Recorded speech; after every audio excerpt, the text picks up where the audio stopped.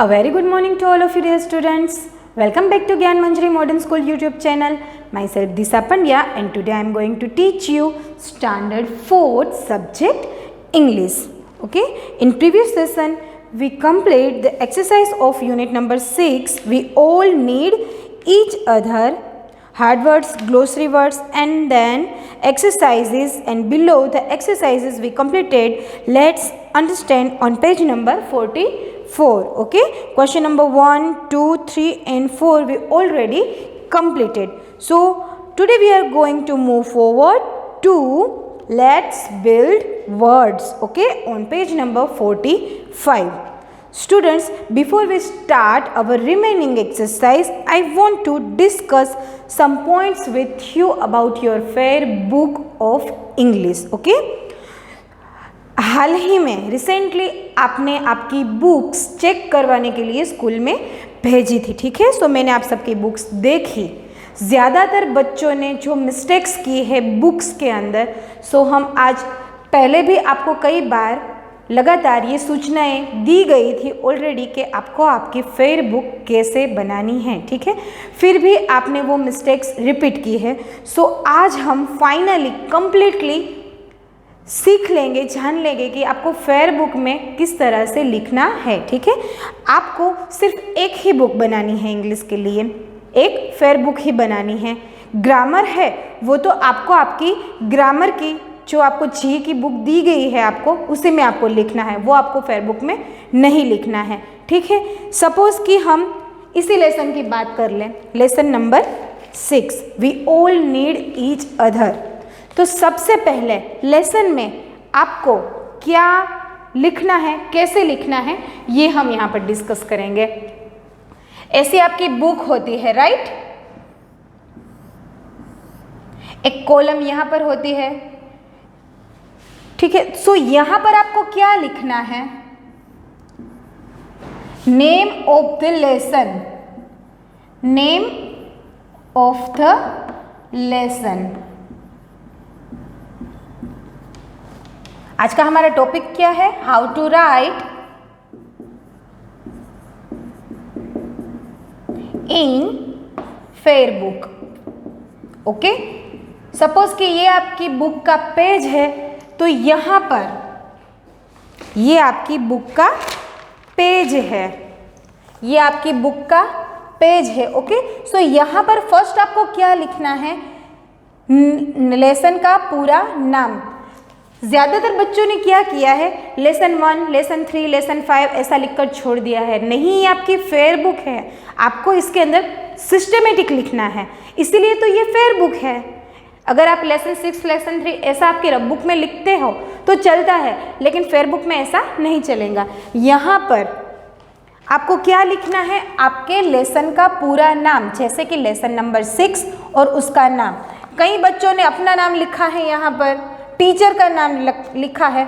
ये सब कुछ नहीं लिखना है, सिर्फ आपको फर्स्ट पेज के ऊपर जब आप लेसन का स्टार्ट करते हो तब यहाँ पर आपको लेसन का नाम लिखना है, और अगर हो सके तो उसकी डेट लिखनी है, क्योंकि हम यहाँ पर डेट लिखते ही हैं. ठीक है, सो आपको उसकी डेट लिखनी है कि कब क्या करवाया है.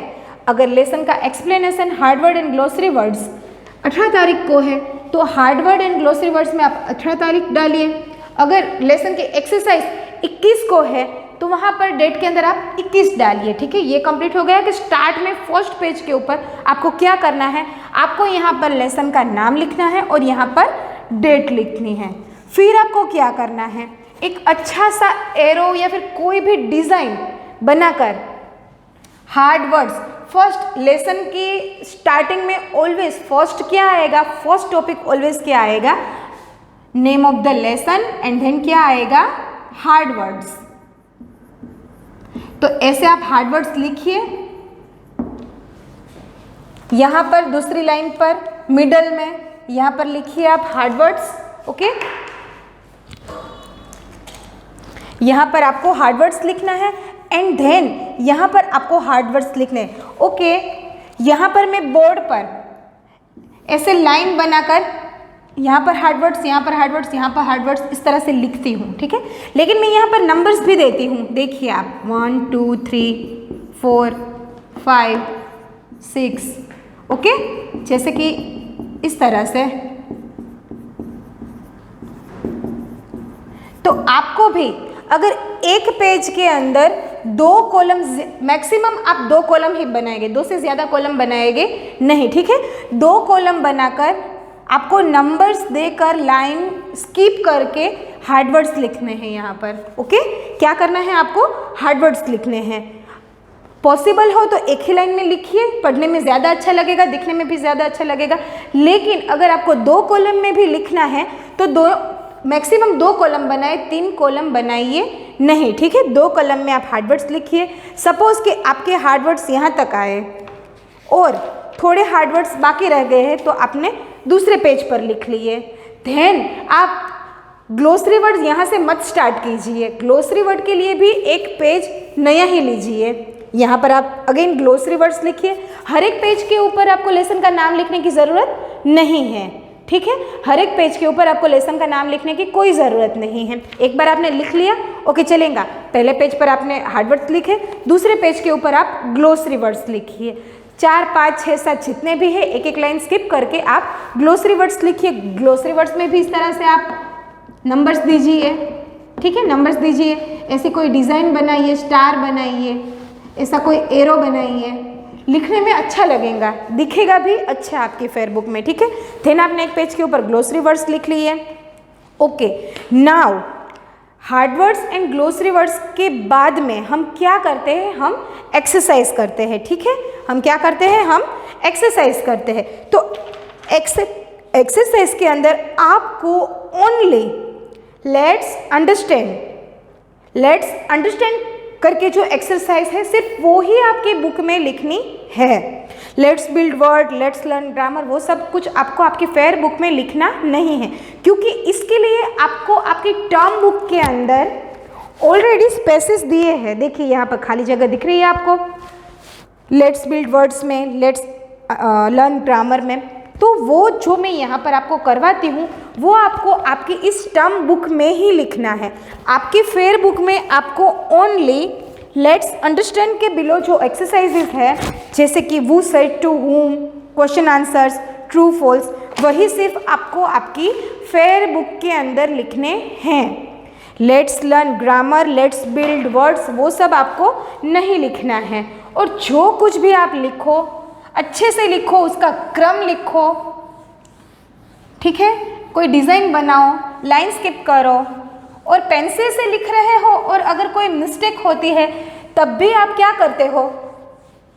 ऐसे रफ कर देते हो उसके ऊपर, जैसे कि अगर गलत स्पेलिंग लिख दिया आपने तो ऐसे रफ कर देते हो और यहाँ पर दूसरा स्पेलिंग, अरे आपने पेंसिल से लिखा है तो इसको इरेजर से रफ कीजिए पहले, और नीचे क्यों लिख रहे हो?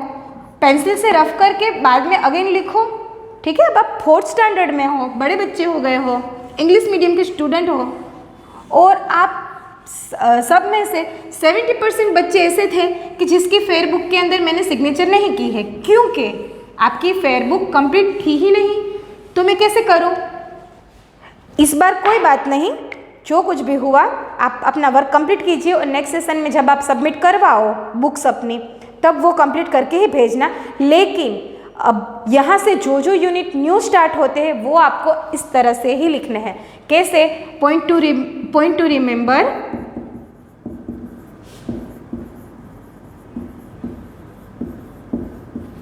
About book. पहला कौन सा टॉपिक आएगा? Hard words. Then next page, okay. Next page, please remember, next page पर ही आपको ग्लोसरी वर्ड्स लिखने हैं, ठीक है। देन नेक्स्ट पेज एक्सरसाइज, वो भी आपको कहाँ पर लिखनी है? नेक्स्ट पेज पर। और एक्सरसाइज में आपको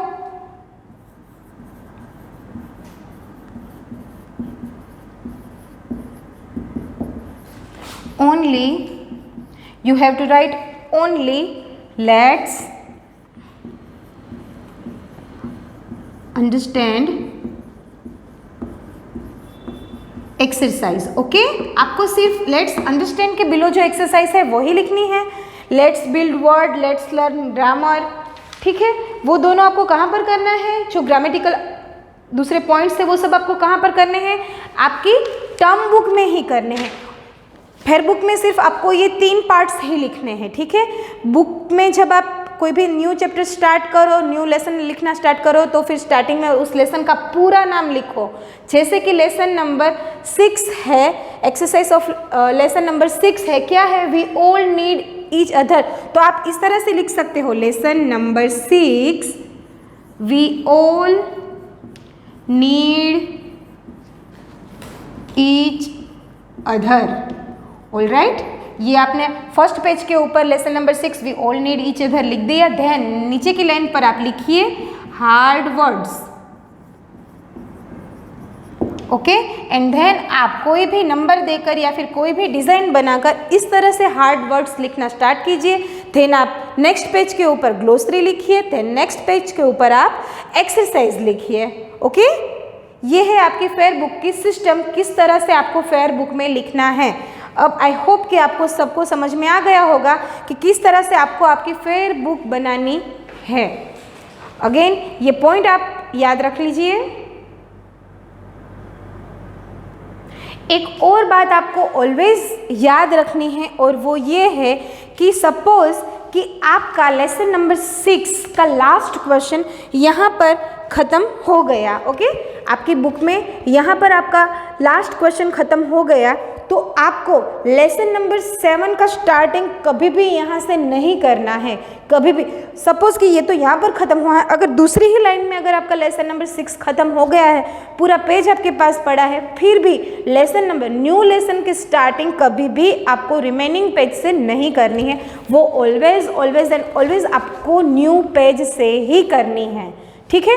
कभी भी एक लेसन कंप्लीट होता है तो दूसरा लेसन हाफ पेज से मत कीजिए, नेक्स्ट पेज से ही कीजिए। आई होप कि नेक्स्ट टाइम जब आप अपनी बुक सबमिट करवाओगे तब इसमें से कोई भी मिस्टेक आप रिपीट नहीं करोगे, ठीक है। अगर आपको कोई पॉइंट समझ में नहीं आया है तो फिर से रिवाइंड करके आप सुन सकते हैं, देख सकते हैं, और उसी तरह से आपको बुक बनानी है, ठीक है। तो हम आगे बढ़ते हैं हमारे लेसन की एक्सरसाइज की ओर। Let's understand, we already completed, now we are moving forward to let's build words. Okay, और ये सिर्फ आपको आपकी टर्म बुक में ही लिखना है। Below let's build words describing words. Look at the given tree. देखिए यहाँ पर एक ट्री की पिक्चर है on page number 45। Look at the given tree, name each part of the tree using a descriptive word। ठीक है, यहाँ पर एक ट्री की पिक्चर दी गई है और आपको क्या करना है कि इस ट्री की पिक्चर को आपको कोई भी ट्री के अलावा कोई भी एक डिस्क्रिप्टिव वर्ड यूज़ करके उसको डिस्क्राइब करना है। ओके, ये हमने कहाँ पर पढ़ा था ग्रामर के टॉपिक्स में, एडवर्ब में, ओके सॉरी एडजेक्टिव्स में। ओके, जैसे कि एक एग्जाम्पल दिया गया है यहाँ पर, लॉन्ग लिव्स। लिव्स क्या है, लिव्स एक नाउन है। लॉन्ग क्या हुआ, लिव्स के बारे में हमें डिस्क्रिप्शन देता है, ठीक है। सो लॉन्ग लिव, ये पूरा एक जो वर्ड बना, लॉन्ग लिव्स, लंबी पत्तियाँ। पत्तियाँ नाउन है, लॉन्ग उसका एक डिस्क्रिप्टिव वर्ड है जिसको क्या कहा जाता है, adjectives. Okay, now homophones.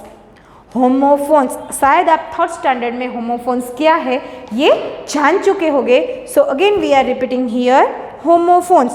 Homophones are words which, when pronounced, sound the same but different meanings. Some examples of homophones are as below. Homophones ऐसे वर्ड है जो कि सेम प्रोनाउंस किए जाते हैं. Examples: C and C. देखिए इनकी spelling अलग अलग है, राइट? SEA SEE, लेकिन दोनों का प्रोनाउंसिएशन सेम है. ये भी सी है एंड ये भी सी है। ओके, दोनों का प्रोनाउंसिएशन सेम है लेकिन दोनों के मीनिंग डिफरेंट है। आई रिपीट, दोनों के मीनिंग डिफरेंट है। कैसे? एक सी का मतलब क्या होता है? दरिया, समंदर। ओके, एंड ये जो दूसरा सी है इसका मतलब क्या है? देखना। प्रोनाउंस हम सेम करते हैं, see and sea, but their meanings are different. वैसे ही the other example, blue and blue.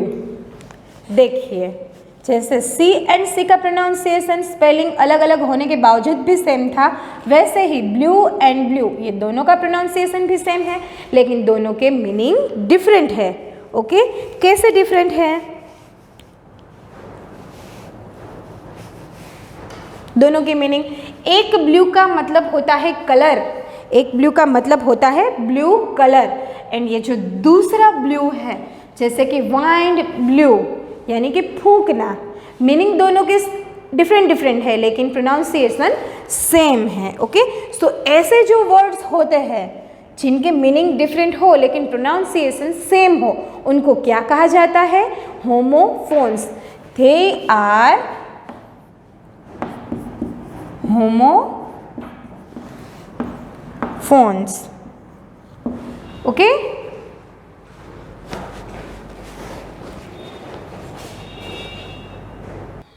okay students, now you know what is the meaning of homophones. okay, देखिए यहाँ पर कुछ एग्जाम्पल्स डिटेल में दी गए हैं, सी एंड सी के बिटवीन एंड ब्लू के बिटवीन। ओके, देखिए जैसे कि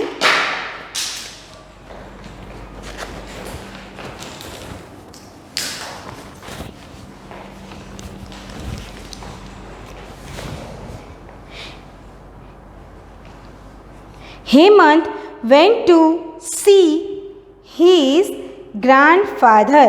देखिए कौन सा सेंटेंस है?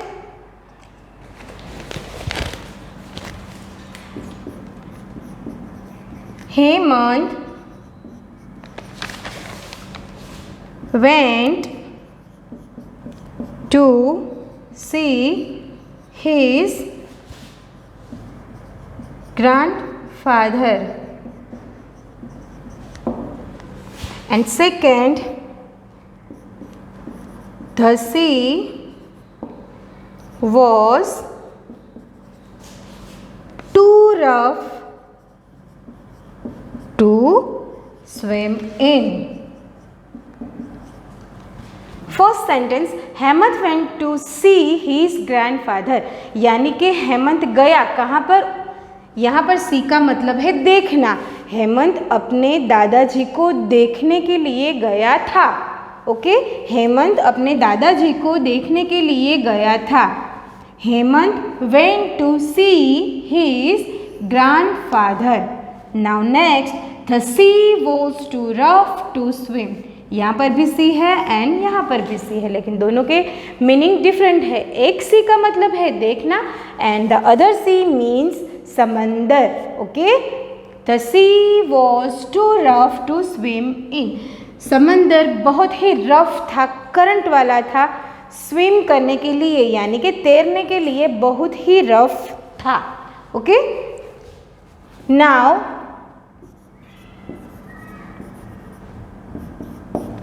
blue and blue about the sky is blue। Sky का कलर क्या है? ब्लू है। Okay, the wind blew my hat off, यानी कि हवा ने मेरी हेट है उसको उड़ा दी। जो मैं अपने सिर के ऊपर जो टोपी पहनता हूँ, हेड पहनता हूँ, उसको उड़ा दी। किसने? वाइंड यानी कि हवा ने। So here blue and blue are both words pronounce same, blue and blue, but their meanings are different in both different sentences। The sky is blue means आकाश का कलर क्या था? Blue. The wind blew my head off, यहाँ पर blue का मतलब था फूंकना, तेज हवा का चलना, तेज चलती हवा ने मेरी हेड उड़ा दी। Okay okay students, now we are going to learn question number 2 about homophones. Alright,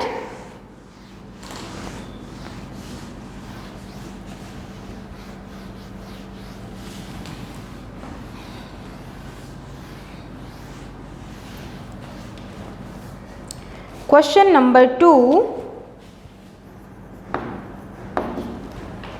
on page number 45. The following are pairs of homophones. Choose the right word and fill in the blanks.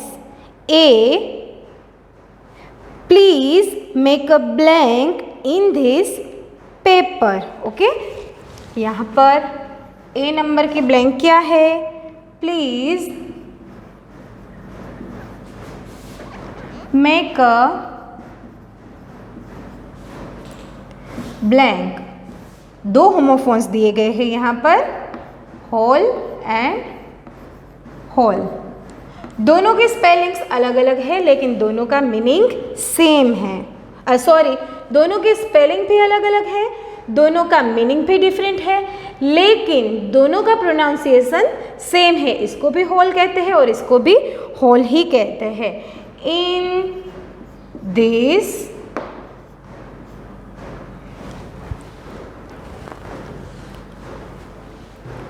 paper,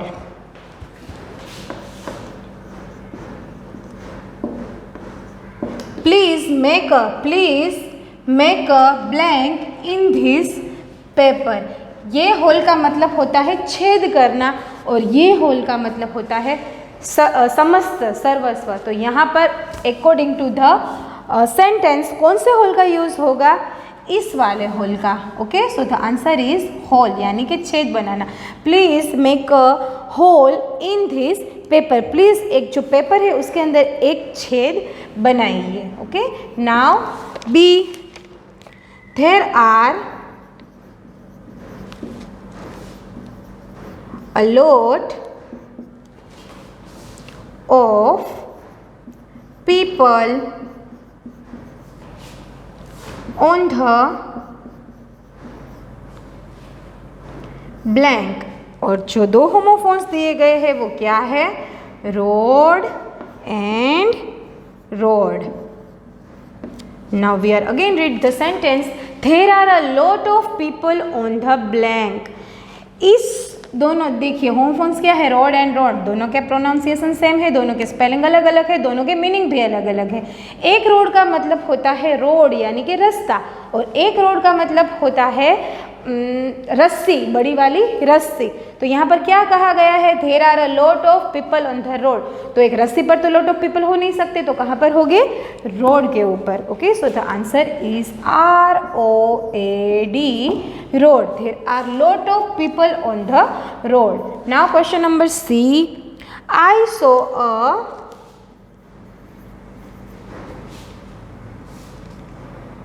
blank bear and bear. Okay, in the zoo. I saw a blank in the zoo. अगर जू की बात है तो किसी animal की ही बात होगी। तो यहाँ पर ये जो बियर है वो क्या है? दोनों के प्रोनाउंस सेम है, बियर एंड बियर। ओके, लेकिन ये स्पेलिंग वाला जो बियर है उसका मतलब होता है भालू। ओके, सो ब्लैंक में क्या आएगा? Bear. Now question number D. Mary is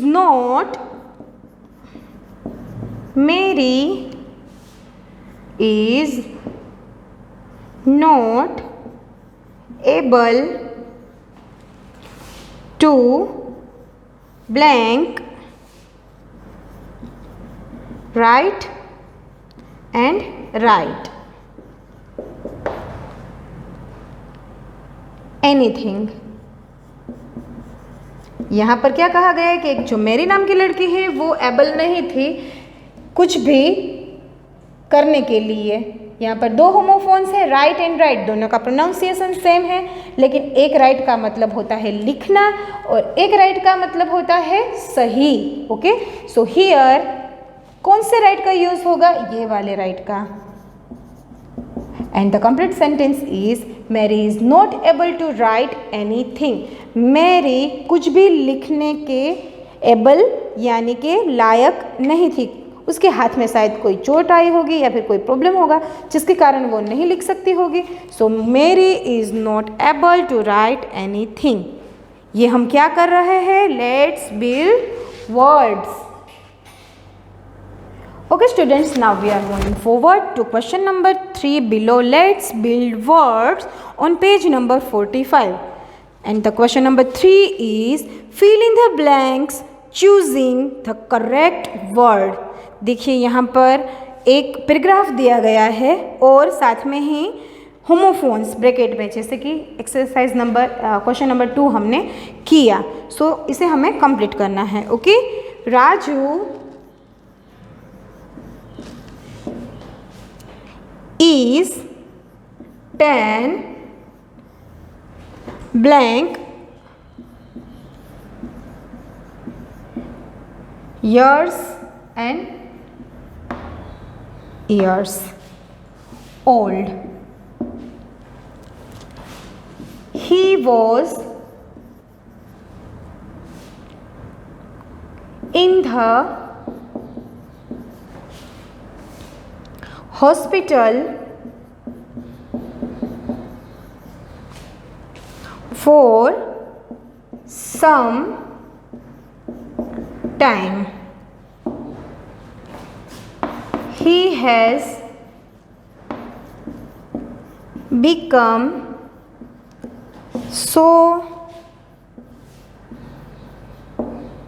weak and weak, both are homophones, that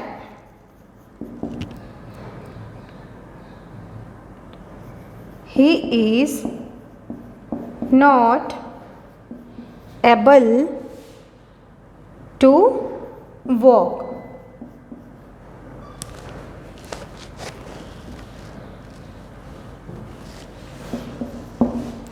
Okay, his father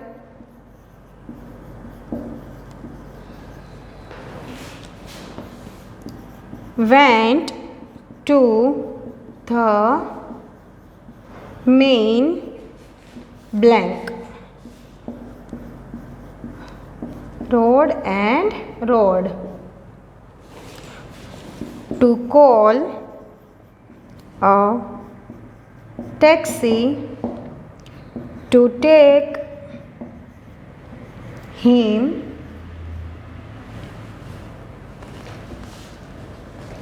home. Okay students, now look over the passage. यहाँ पर एक राजू नाम के लड़के के बारे में एक इन्फॉर्मेशन शेयर की गई है कि वो बहुत ही बीमार था, हॉस्पिटल में एडमिट था।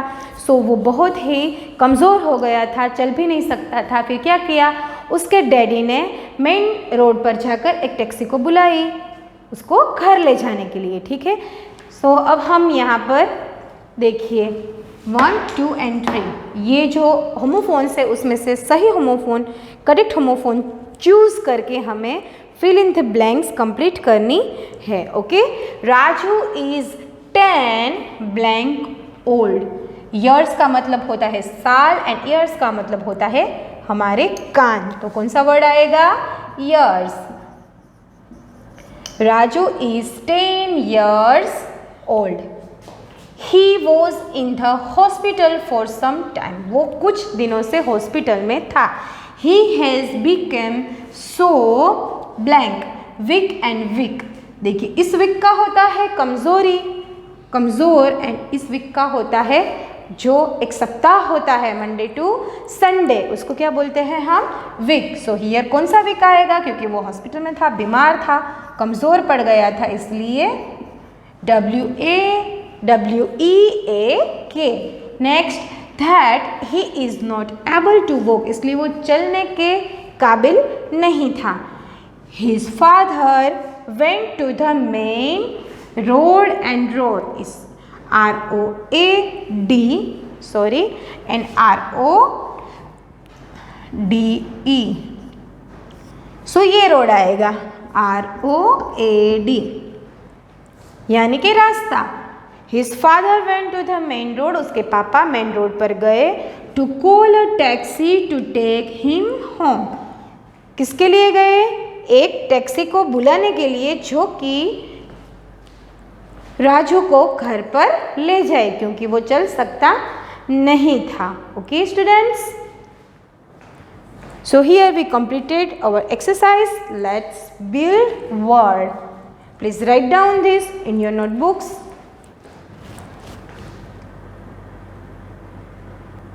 Okay students, so we completed let's build word. Now this is time for your homework, and today's your homework is on page number 45. Let's build word. Question number 2 and 3 write in your term book. Okay students, stay home, stay safe. Goodbye.